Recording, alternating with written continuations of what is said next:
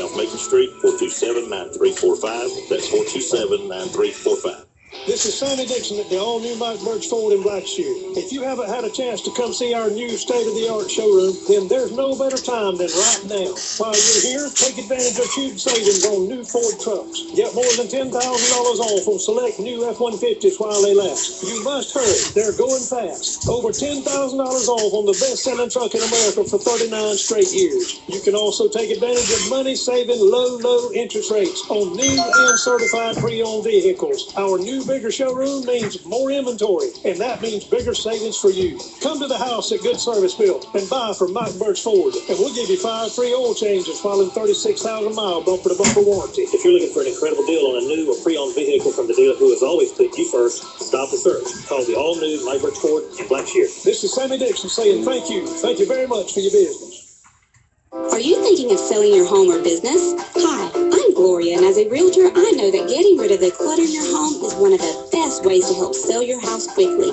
At Jessup Premium Storage, our family-owned company provides a convenient and secure building for all of your storage needs. We now offer outdoor covered parking for that antique car, boat, or RV. Due to our recent expansion, we offer units that range in size from as small as a bedroom closet to as big as a one-car garage. All of our units are inside and climate controlled with 24-hour access and security. Our leases run month to month, so you're not locked into a long-term commitment, giving you the flexibility to move your belongings out the minute you purchase your new home. Stop by today or give us a call, 530-8003. That's 530-8003. Jessup Premium Storage. The cool, clean, and secure.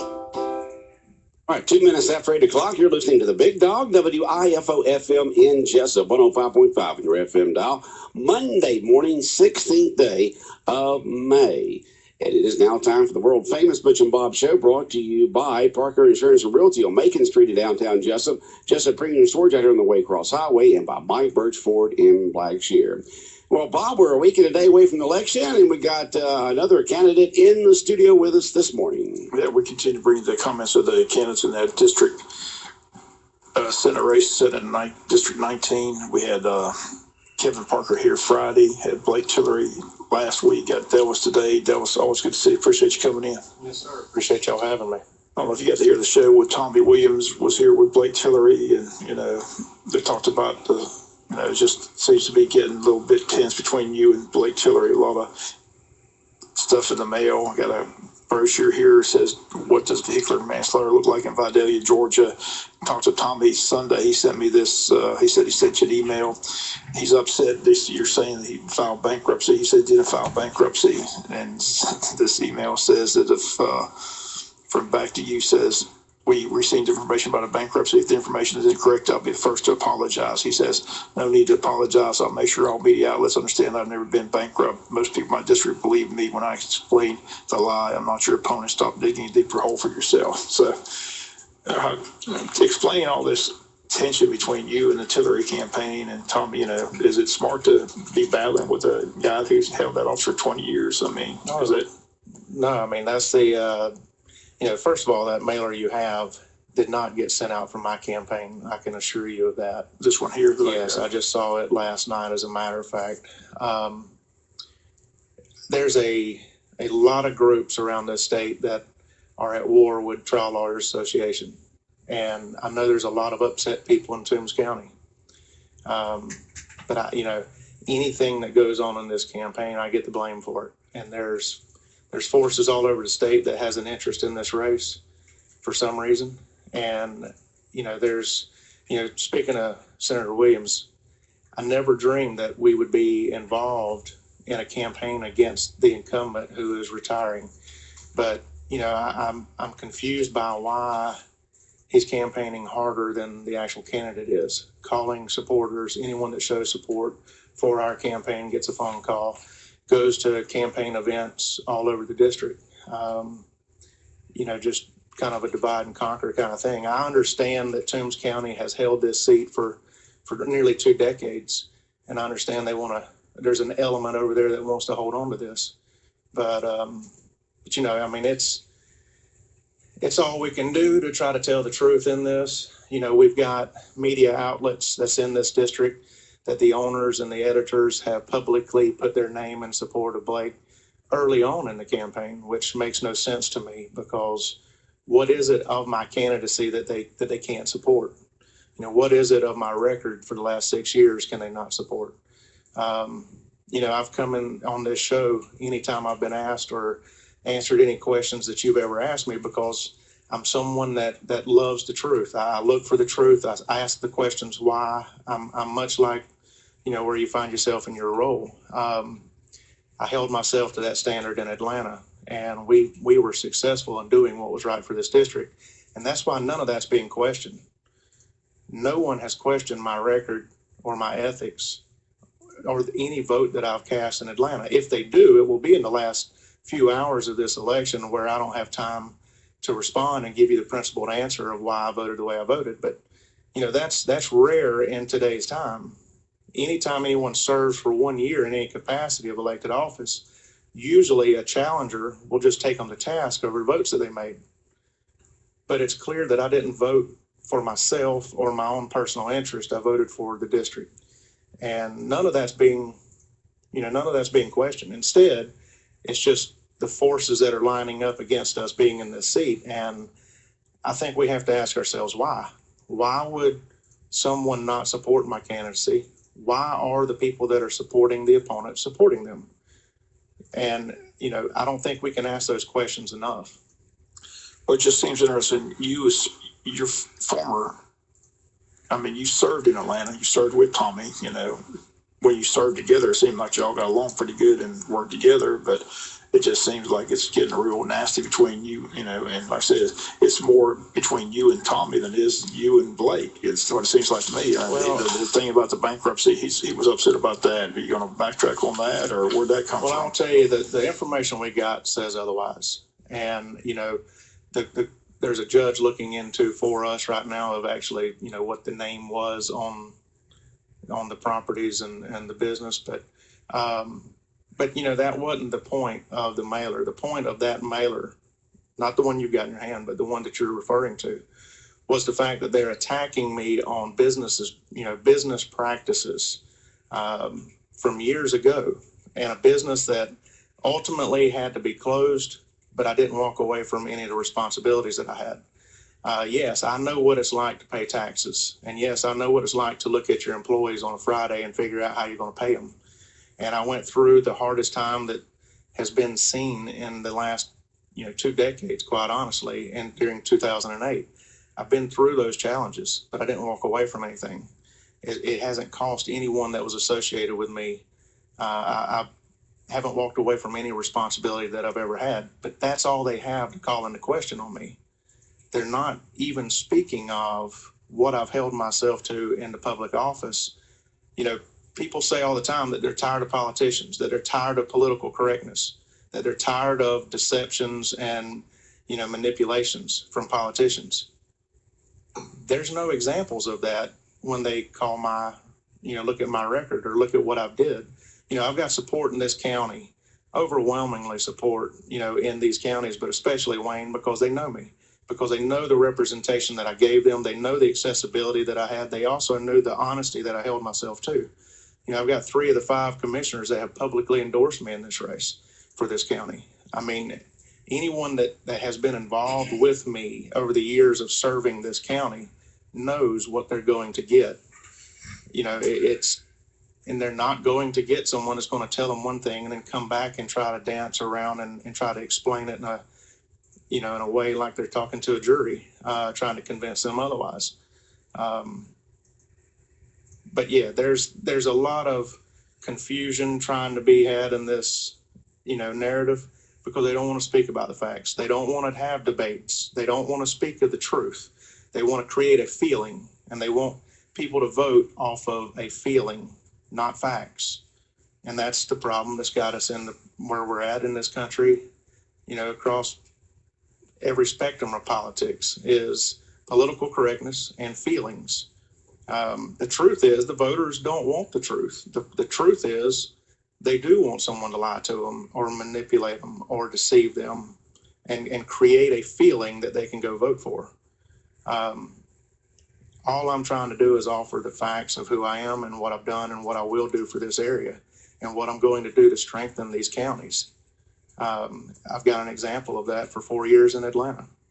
It is a bit unusual for the person who's getting out of the office to be so involved in the election. To see, Tommy was here. I asked him directly. I said, a lot of people believe you're just trying to handpick your successor. He denied that. Your thoughts on that? Well, look, announcing retirement on the last legislative day before qualifying. Had I not signed up, and I got those calls asking me, Delvis, you're one of two in this district that have legislative experience. There's 11 counties that have to have someone that can affect legislation immediately on the ground for 11 counties. One voice for 11.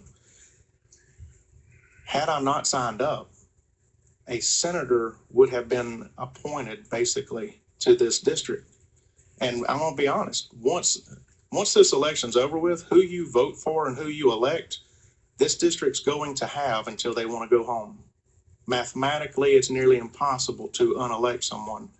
So you have to know why we're doing what we're doing. Is it because of political ambition? Am I going to sit back and take care of my home county and my political career and those, few in each one of these counties? Or am I actually going to work for these counties to strengthen these counties, to keep them from losing any ground? And I think that example's there. All of Tattnall County, if all of Tattnall was in this district, there's not enough votes there to protect me. I will have to treat Wayne County as if it's my home, like I did even when I only had a portion of Wayne County, when I could have stayed in Atlanta for 20 years.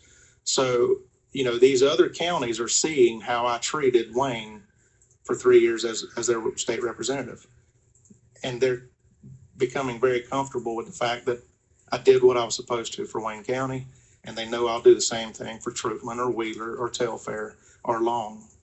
So, it's a matter of, do you want to vote for a feeling or do you want to vote for the facts? Do you want to vote for something that you know what you're going to get, or something that you are being convinced that you're going to get? And if you get elected, what do you like to see done if you get to Atlanta? What are the issues that you're talking about when you're out there campaigning? What are people talking about? Well, we're talking about religious freedom everywhere we go. Like it or not, that is the hill to die on right now. Can you imagine a day when the legislature pays no attention to the Christian community? And I want to tell you right now, if this issue dies on a vine, that's what's going to happen. The only reason we get good, solid legislation that strengthens our moral compass in this state is because of an election year, because they're afraid of the Christian community. The only reason we get good, solid Second Amendment legislation is because of an election year, because they're afraid of the base. The metro area does not want either of those. So my point is, once they realize that there's not a threat from the Christian community, and that there's really no bite to the bark, that's what we're going to be left with, is a legislature in Atlanta that just does what they want to without worrying about the Christian community. And that's what I'm saying. This is the hill for us to die on in the Christian community. So we've got to wake up, and we've got to get involved, and we've got to speak out, and we've got to hold these guys accountable. We've got to put pressure there. The other issue that we're seeing is going to be the issue for the rest of our lives, and that's water rights. We have the water, Atlanta needs it, and we've got to constantly navigate that area. Also, water quality is a big deal. There's a bill that died in the House Natural Resource Committee that would have changed the law back to what it was, to where you can't pump surface water into the aquifer. Currently, it's legal to do that. You're talking about contaminating our drinking water, something that we don't have an alternative to. So, the other thing that we're seeing is infrastructure demands for this area down here. The tax bill that we just saw passed doesn't affect that for us. They say, well, y'all had the T-Splosh, y'all passed it, so you're getting your projects done. Well, we did, but the rest of the state didn't. So then they posed a statewide tax on us. We're getting double taxed, but we're donating now. We're seeing annual losses in all these counties in the 19th district because that money's going to the metro area. If you just joining us, Dallas Dutton in the studios with us, running for state Senate seat 19. Again, the primary date is May 24th, a week from Tuesday. Early vote has been underway here in Wayne County. It's going well in Wayne County. What about the other counties? Have you checked on that? How's early voting going in the other 10 counties? It's going well.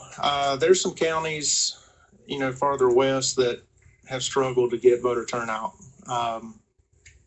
They just feel like they've been abandoned. And Telfair is the poorest county in the state, which is, very concerning in this race. I hope to change that reality for a lot of these counties, to do my best to work for them. But that starts with interaction. That starts with an awakening in these communities of how important their voice is. I'll tell you, the most alarming thing that we're seeing is, the consideration of the 20 to 28-year-olds. We have lost that generation, whether we want to admit it or not. They don't focus on anything other than self by and large. If we lose the 19 and youngers, we're in trouble. And you see these businesses in these communities. The reason these counties live is because of the small businesses. If we lose these small businesses, we're going to lose the counties. And I'll tell you, I don't believe, sure, we have regulation problems and tax problems and all this. The red tape that businesses go through is unbelievable. But what's coming right now is a workforce problem. And it's because they can't find good help. You have to go hire someone 60 and older that you can count on, to show up on time, to not stay on the phone, to not want to leave, and to not think that you owe them something, that they actually just, want to come in, do their job, get the work done, and then get compensated for it. So we've got some serious challenges ahead of us.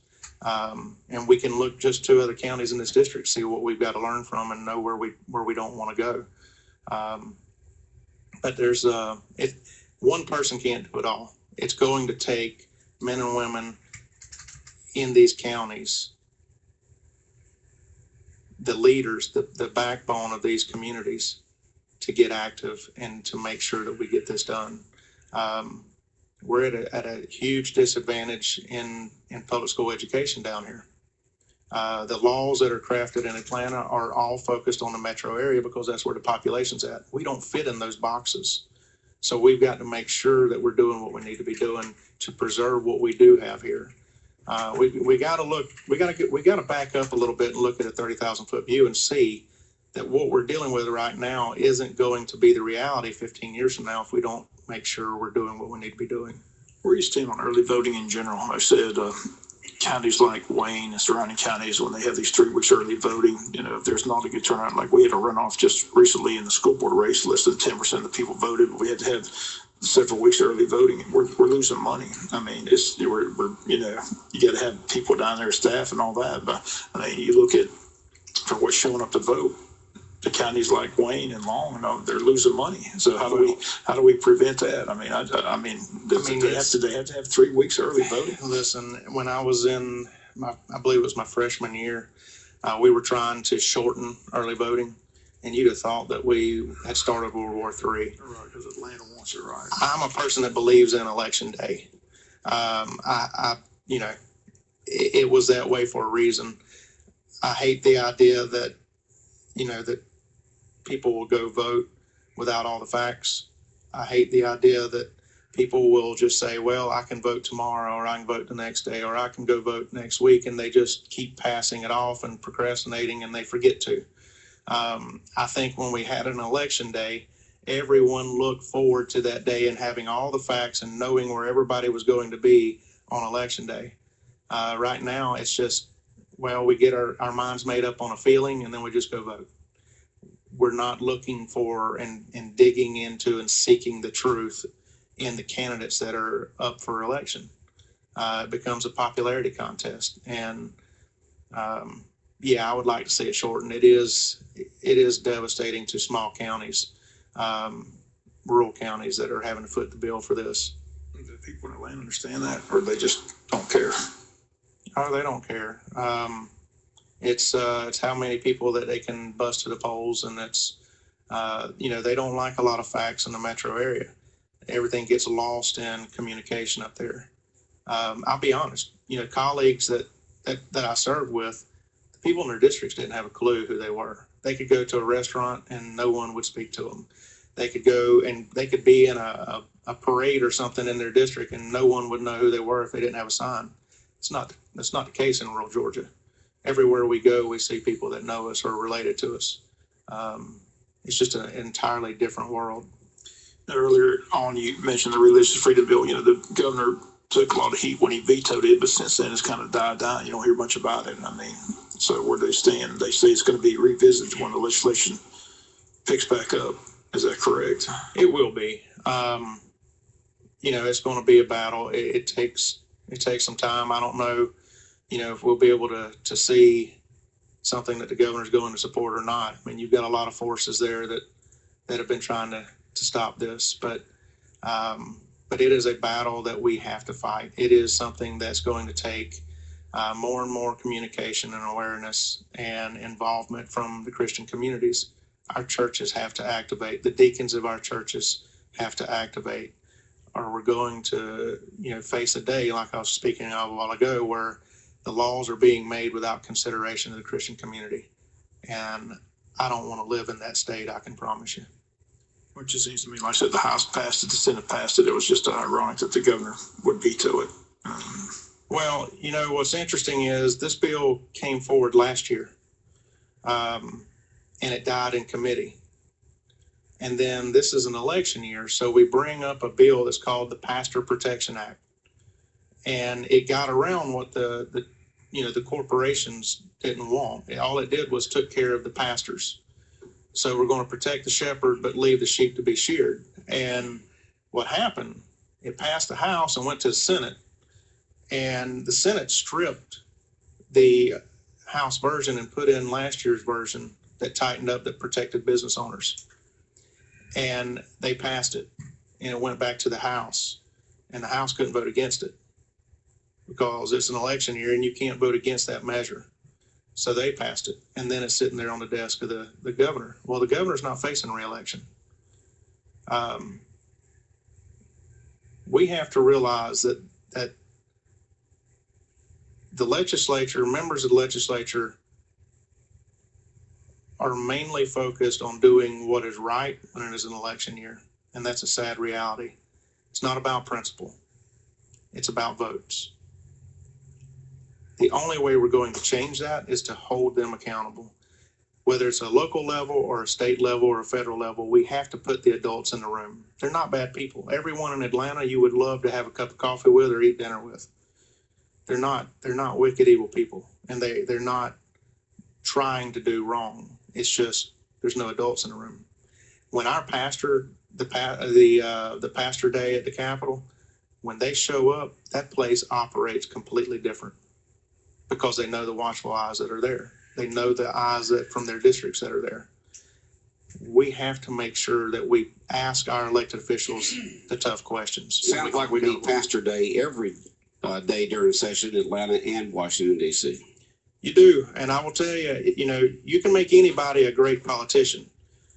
You just send them up there and tell them you vote with this person and you vote with this party. It's hard to find character and integrity. You can't create that. They either have it or they don't. And, look at the definition of integrity. It's doing what you know is right when no one else is looking. And that's the challenge we have in elected office today. The people that we need to be in these positions don't want to do it. And I'll tell you this right now. This race is a prime example. I don't know why anyone would get into politics and put themselves through something like this, or their families through something like this. It's the most difficult, disgusting thing I've ever been in the middle of, quite honestly. It's why good people don't run for office, because of the distortions and the lies and the deception. We're in a very difficult time right now. And I'm afraid that we're headed in some difficult days.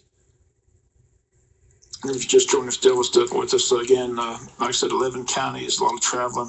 What's your plans now between now and next time? It's a week from Tuesday. Yes, sir. We're wide open. We took a break yesterday for a funeral of a close friend, but other than that, we have been in every county making phone calls, knocking on doors. We've got Senator McCoon. We're trying to get some churches together in a couple of the counties to, sit down and have a discussion over where we're at and where we're going with religious freedom bill. That's coming up this Saturday, but just trying to do everything we can to make sure everyone has all the facts. My website has my cell number I've had since 2001, since I started my well drilling company. Anyone that's ever, I learned in Atlanta for 4 years, they're not going to call me unless they need me. But I've been very accessible and quite honestly, a little, brutally too honest probably in this campaign, but that's the way I've lived my life. I'm not a politician. I was a well driller that, serviced many of these counties. And that's what I'm looking to do in this race, is to service these 11 counties in Atlanta. Okay.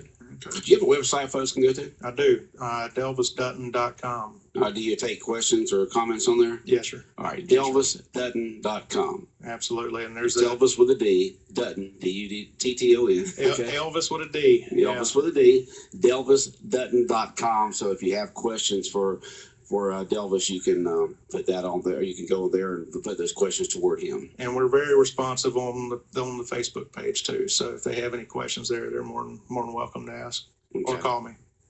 All right.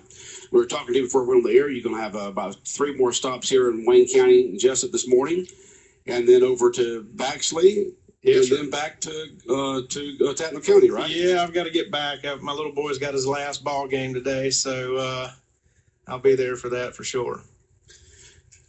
Get your mind off of politics for a while, then. That's right. All right, Delvis Dutton this morning. Any following questions for Delvis this morning? Appreciate you being in there. Listen, I appreciate y'all giving me the opportunity. I mean, I'm always here to answer the questions, even when they're not favorable. So, that's what I hope the people are doing before they go vote, are asking those questions. Why are the people why are the people of Wayne County supporting me? I'm not the feel-good candidate that the establishment wants in Atlanta. The Metro Chamber's pouring money in here against me. The Trial Lawyer Association's pouring money in here against me. Why are the people that are supporting me in this district supporting me? Who are they, and why are they supporting me? Okay.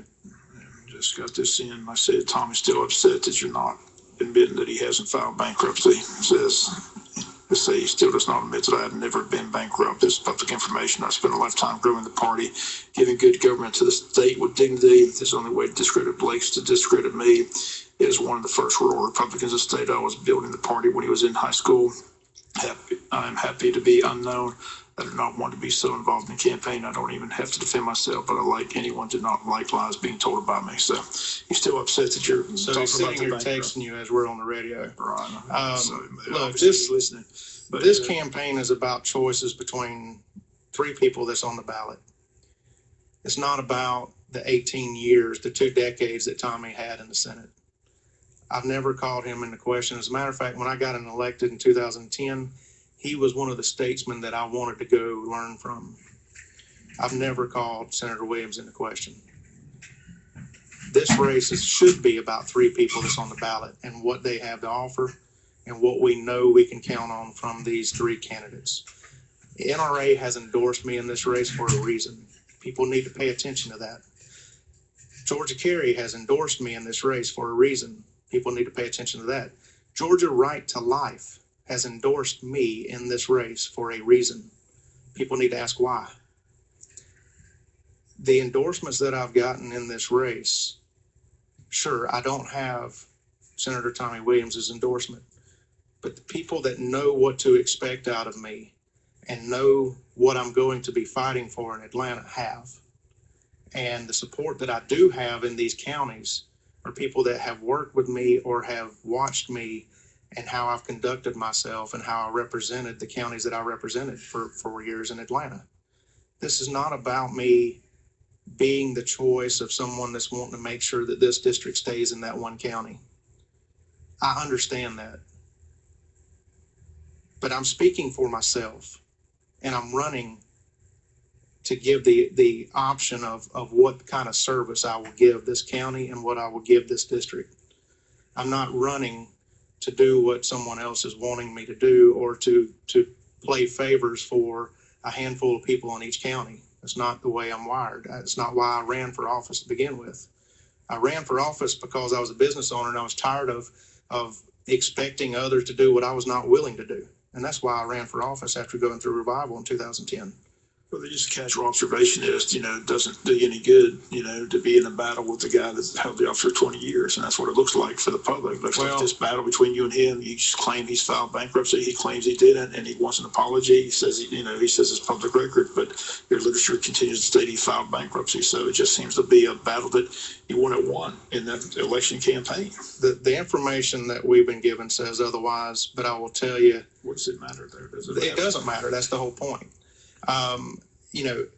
We didn't choose to get into a battle with the retiring incumbent. The reality is that since day one, since the day he announced his retirement, he has been calling and setting up meetings all over this district and calling supporters of mine and going to events daily and making sure that his choice is the one that's picked in this race.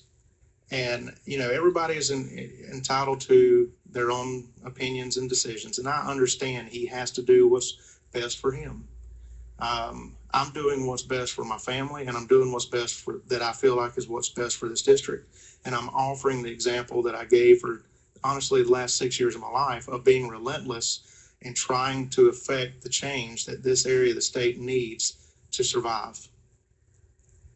I am accessible. I am accountable to the people that I represent. And I've never walked away from an obligation. I am an option on this ballot. I am an option because I qualified. Had I not qualified, would the people of this district been okay with having a 31-year-old trial lawyer handed to them? That's for them to decide on election day. They know what they're going to get with me. The question is, do they want that? Do they want someone going to work for these counties and to be relentless for the truth? Okay, we'll find out a week from tomorrow. That's week from tomorrow. May 24th. Always a pleasure to have you in here. Like I said, appreciate you coming in. Like I said, wish you the best of luck in the campaign. 3-candidate race.